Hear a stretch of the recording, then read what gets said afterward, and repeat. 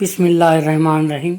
میرے پیارے آقا صلی اللہ تعالیٰ علیہ وسلم کے پیارے دیوانوں، آج کا جو بیان ہے وہ یہ ہے، عزت کس کی کرنی چاہیے؟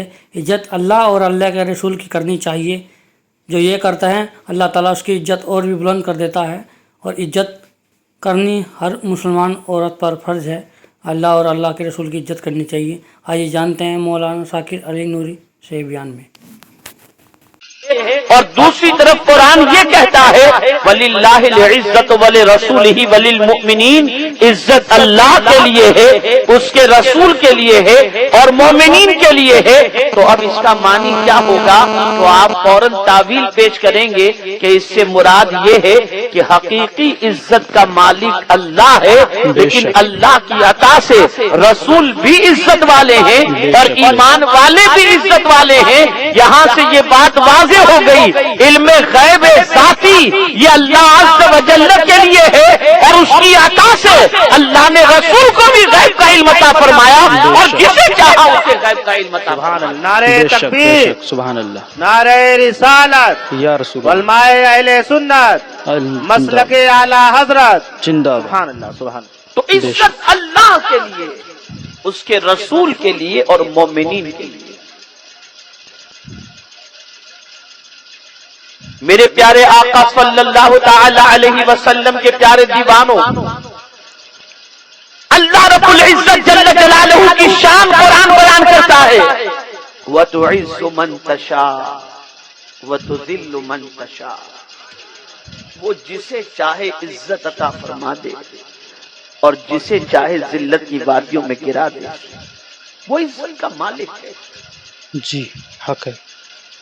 مسلمانوں سے قرآن اپیل کر رہا ہے یبتغون عندہم العزہ، ان کے پاس عزت تلاش کرتے ہو، غیروں کے پاس، نافرمانوں کے پاس، مشرکین کے پاس۔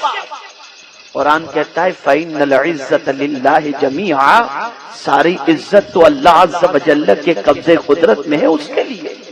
بے شک مسلمان ذلیل اس کے لیے ہو رہا ہے کہ مالک عزت سے عزت کی بھیک مانگنے کی بجائے، اس کے راستے پر چل کر عزت حاصل کرنے کی بجائے، آج عزت کے لیے ان گناہوں کے دروازوں پر دستک دے رہا ہے جن دروازوں پر دستک دینے کے بعد دنیا بھی تباہ ہو جائے اور آخرت بھی برباد ہو جائے۔ جی حق ہے۔ یہ ہو ہی نہیں سکتا جو قدرت کی طرف بڑھے اور قدرت اسے عزت نہ دے۔ بے شک خدا کی قسم، آپ اولیاء کرام کی زندگی کا مطالعہ کرو تو آپ کو پتہ چلے گا کہ جب وہ اللہ کی طرف بڑھے تو اللہ نے کتنی عزت عطا فرمائی۔ میں آپ کو حضرت عبداللہ ابن مبارک جو بہت بڑے محدث گزرے ہیں بے ان شک کے حوالے سے بتاؤں کیسی زندگی میں تبدیلی آئی۔ حضرت عبداللہ ابن مبارک رضی اللہ مولا تبارک و تعالی عنہ کسی کی محبت میں گرفتار تھے، زلفوں کے اسیر تھے۔ ملاقات کے حوالے سے خواہش کا اظہار کیا۔ اس خاتون نے جواب دیا کہ آج شب میں اپنے گھر کی چھت پر حاضر ہوں گی، آپ سامنے تشریف لے آئیے گا، ایک دوسرے کا دیدار کر لیں گے۔ حضرت عبداللہ ابن مبارک ابھی اس مقام پر نہیں پہنچے تھے جس مقام پر بعد میں پہنچے۔ ایک آرڈینری آدمی تھے عبداللہ ابن مبارک،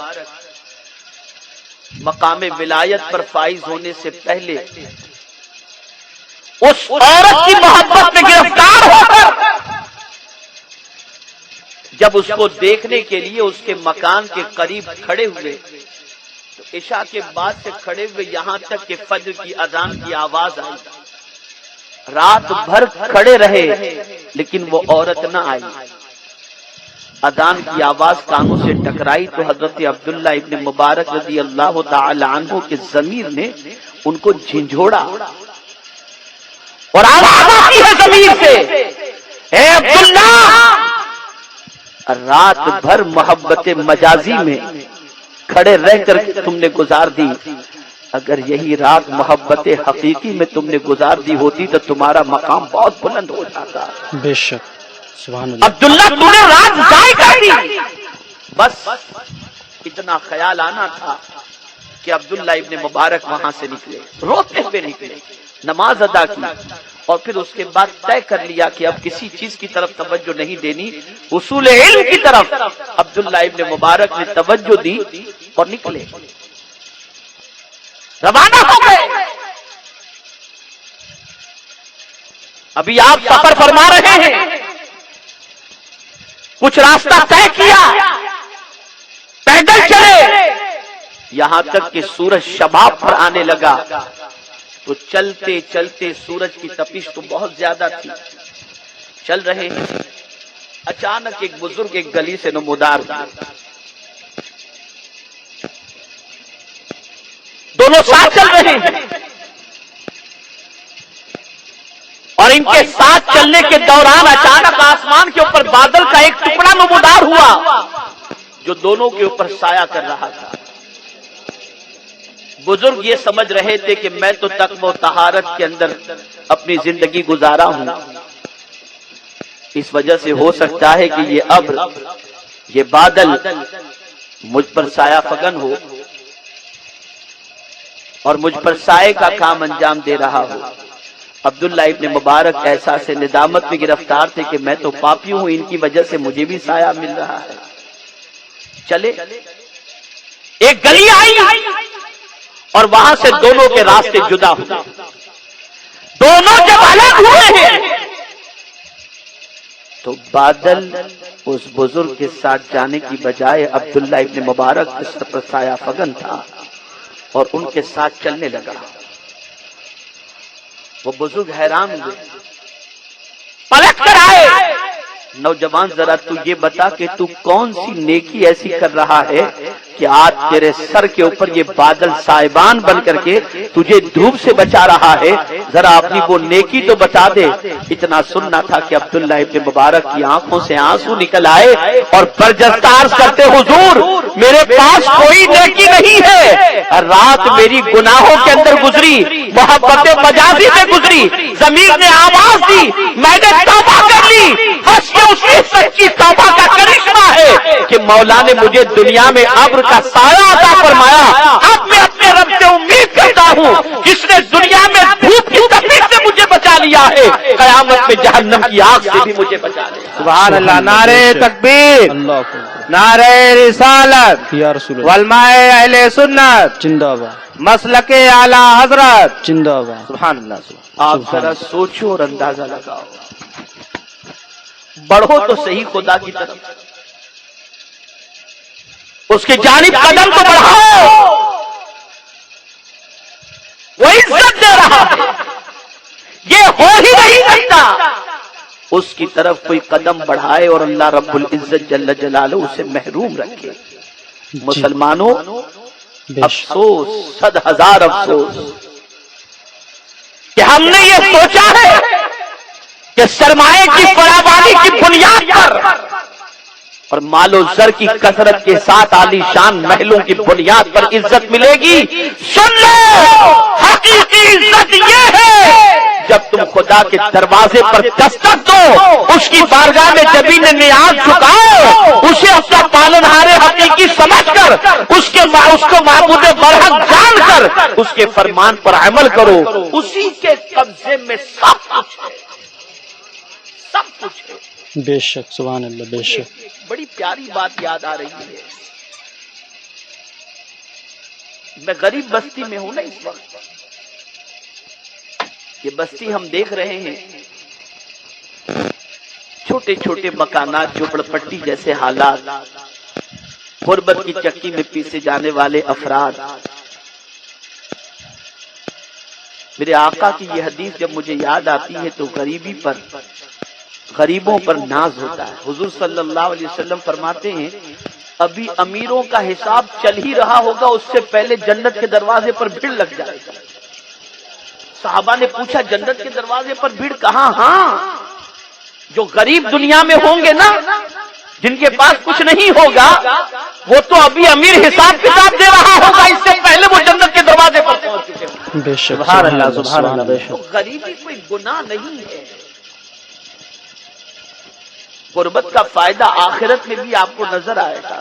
بے شک تو آج غربت کی چکی میں پیسے جانے والا انسان سرمایہ دار کو دیکھتا ہے تو کہتا ہے بڑا خوش انسان ہے۔ یاد رکھیں، مال کمانا گناہ نہیں ہے۔ اگر دولت نہیں ہوگی مسجد نہیں بنا سکیں گے، دولت نہیں ہوگی جلسہ نہیں کر سکیں گے، دولت نہیں ہوگی ادارہ نہیں چلا سکیں گے، بنا سکیں گے، یہ کوئی بھی کام دین کا حج نہیں کر سکیں گے۔ ساری چیزوں کے لیے دولت ضروری ہے، لیکن یہ بات یاد رکھو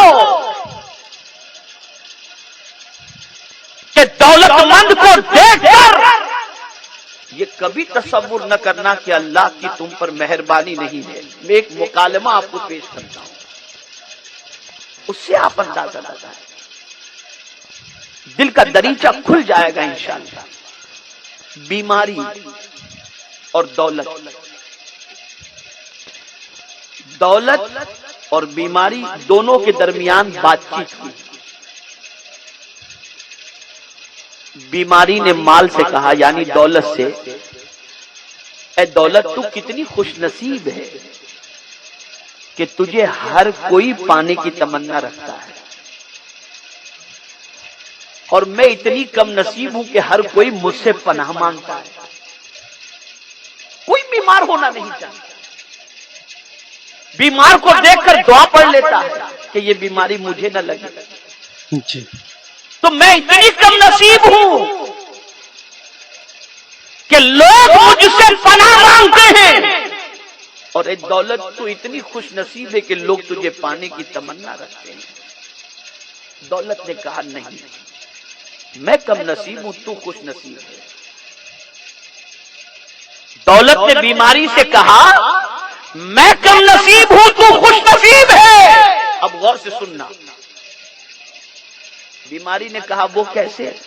کہا وجہ یہ ہے کہ اے بیماری، تجھے پا کر کے لوگ خدا کو یاد کرتے ہیں، بے شک اور سبحان مجھے پا کر کے لوگ خدا کو بھول جاتے ہیں، اس لیے تو خوش نصیب ہے۔ آدمی کو بیماری لگتی ہے، وہ خدا کو یاد کرتا ہے، اور دولت کے نشے میں چور ہو کر خدا کو بھول جاتا ہے۔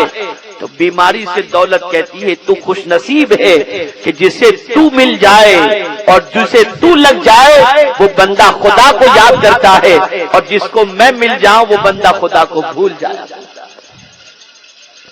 اے رسول اعظم صلی اللہ علیہ وسلم کے دیوانوں، سوچ بدلو۔ میرے پیارے آقا صلی اللہ تعالیٰ علیہ وسلم کے پیارے دیوانوں، امید ہے آپ کو یہ بیان پسند آیا ہوگا، تو ویڈیو کو لائک کریں اور اپنے دوستوں رشتہ دار کو شیئر ضرور کریں تاکہ ان کے عمل میں اضافہ ہو سکے اور ثواب دار حاصل کر سکے۔ اور اگر آپ ہمارے چینل پر نئے ہیں تو چینل کو سبسکرائب کر لیں اور بیل آئکن کو دبا دیں تاکہ ہمارے آنے والی ویڈیو آپ تک پہنچ سکے۔